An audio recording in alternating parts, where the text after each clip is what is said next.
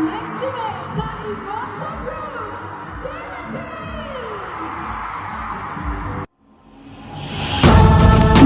2204, your pageant vlogger host.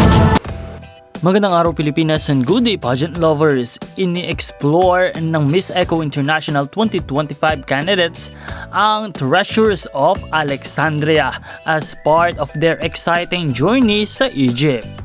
At syempre, isang magandang balita para sa lahat ng mga Pinoy pageant fans at sa ating pambatong si Alexie May Brooks. Congratulations dahil patuloy pa rin itong nangunguna sa People's Choice ng Miss Eco International 2025.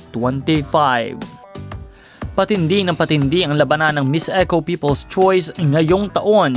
Sa pinakahuling update ng Miss Eco International, nangunguna pa rin ang Pilipinas. Ngunit mabilis na humahabol ang Ukraine at tila baga ilang boto na lang ang pagitan nila. Ang Taiwan naman ay nananatiling matatag sa ikatlong pwesto habang ang Thailand ay papasok na sa top 5. Handang makikipagsabayan sa mga nangunguna. Ang sinumang kandidata na mangunguna sa voting ay otomatikong papasok sa top 10 finalists at tatanggap ng prestiyosong titulong Miss Eco People's Choice 2025.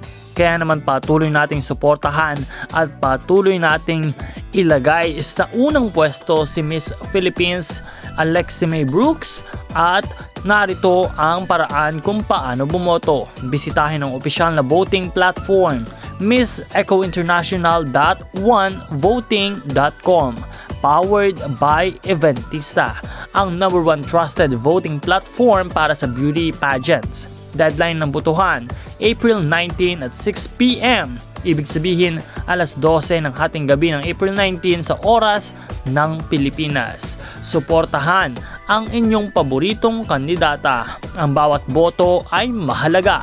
Ikaw nga, isang boto ay maaaring magdala ng corona.